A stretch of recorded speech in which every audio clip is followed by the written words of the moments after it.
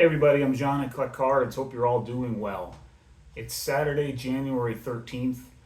We're about a half an hour from kickoff of the first wild card game in the NFL playoffs.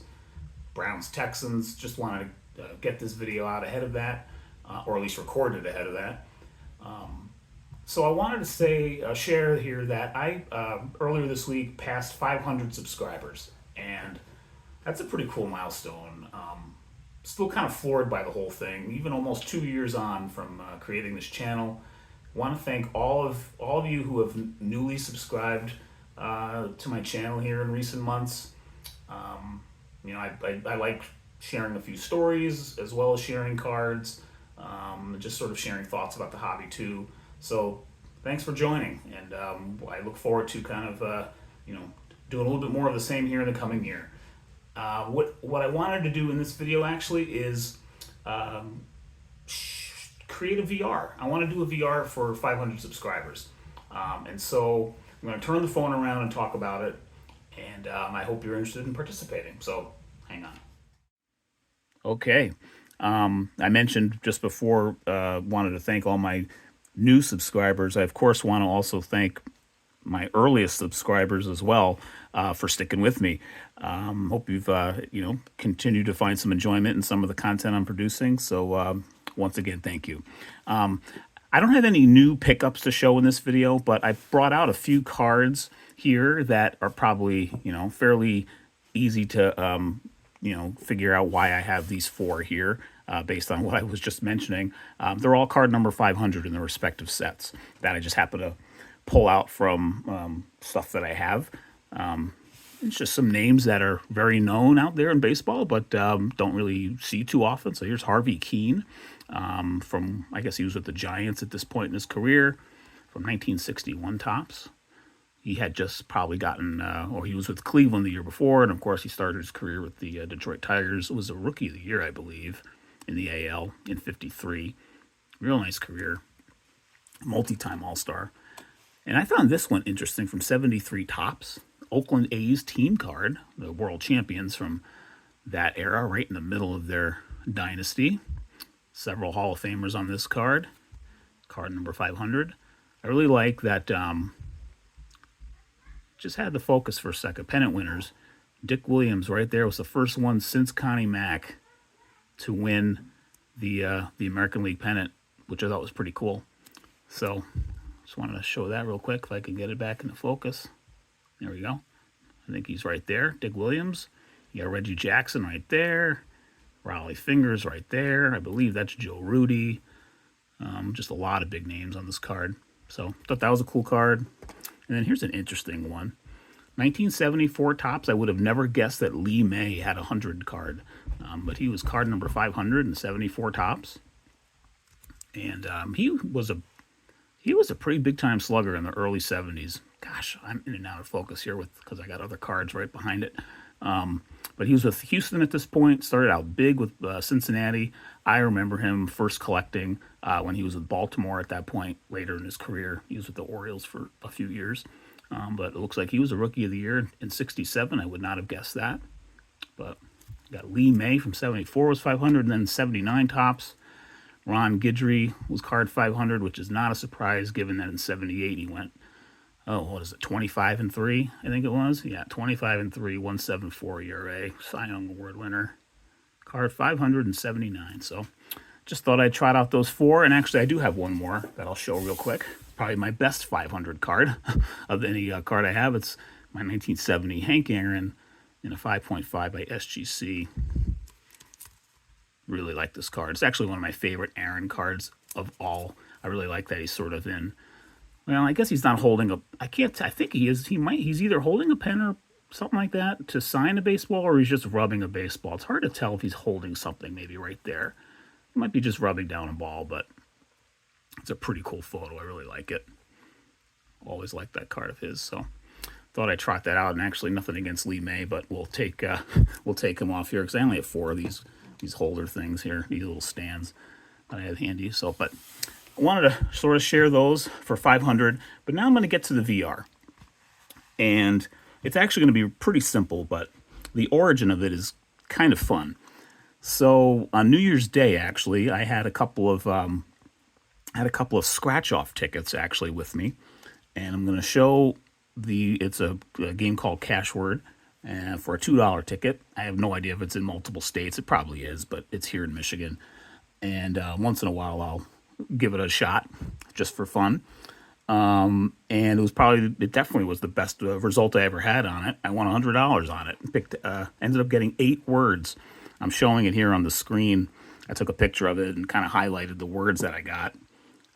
So it was a pretty cool way to start out the year. And I do it I rub the letters off one at a time to make it a little more dramatic if it gets interesting. And that one did. And actually, I had 8 words with 1 letter to go. So I actually had a chance at the grand prize of $30,000, and didn't get any more words after it, but on that last letter. But finished with 8 words and $100, and that went right into the fund for the National. So nice way to throw $100 into the fund for the big show this summer. But it got me thinking a little bit. Got me thinking, what if I did get that $30,000 prize? What if that last letter did get 2 more words, which was a possibility. If you kind of look at the ticket there, you could sort of see like there were 2 letters. There were 2 letters I could have gotten that would have gotten me the big 30K. You take away the taxes from that would be taken off the top from the lottery office. And I sort of found like a lottery calculator in terms of what you could expect to take off the top when you would cash in a big prize. Pretty much a third. So, given federal and state tax. So let's say you come away with 20,000 after that. Let's say you win the big prize, you have 20,000. Now let's say you start thinking realistically, okay, I have $20,000 that just fell in my lap. What am I going to do with that? Well, we should have some fun with some of it. But, you talk maybe with your significant other, your spouse, or just sort of mull it over a little bit more. I'm like, okay, here's an opportunity. We'll pay, maybe we pay down some debt or work on a project around the house that needs to get done or whatever it could be. So, okay, let's arbitrarily cut that 20 in half. Okay, 10,000. 10,000 will be, we'll put it toward stuff that maybe, it would be really helpful to put it toward. And then, okay, that leaves us with 10,000. We want a prize. We should have some fun with it, right? A little bit of fun. So let's say we end up with $10,000 that just fell in our lap. What could we do with 10,000 if we're big-time baseball card collectors? Well, here's a golden opportunity to pick up a card that you may never have thought would be possible, at least in the immediate term, in the short-term future. So that's where the VR kicks in.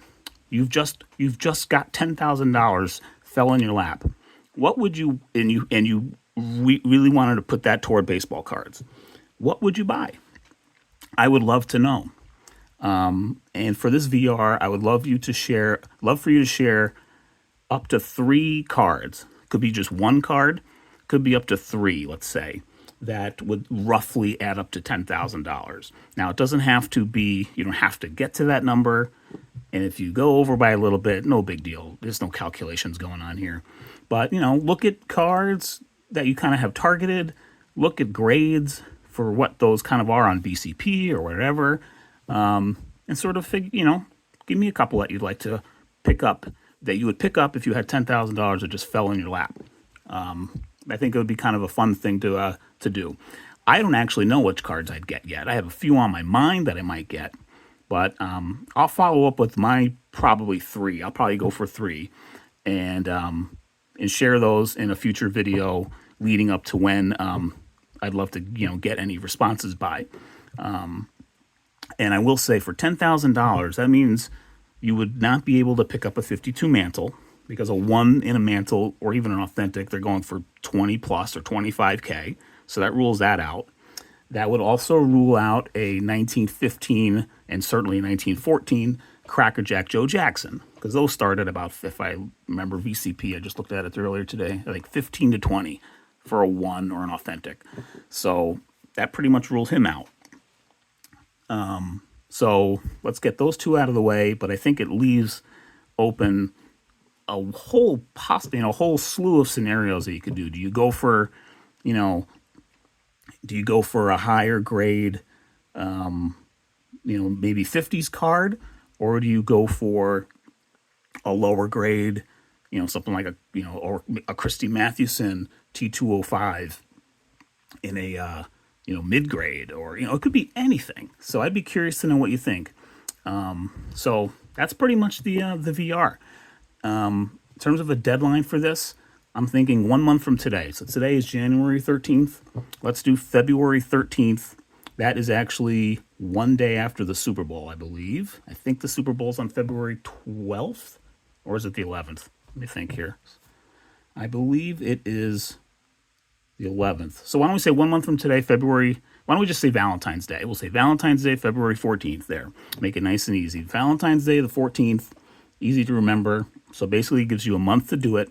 And by right around that time, pitchers and catchers will be reporting. The Super Bowl will have just been played, so we'll all be like focused on baseball season. So I expect a slew of VRs for this in the last day.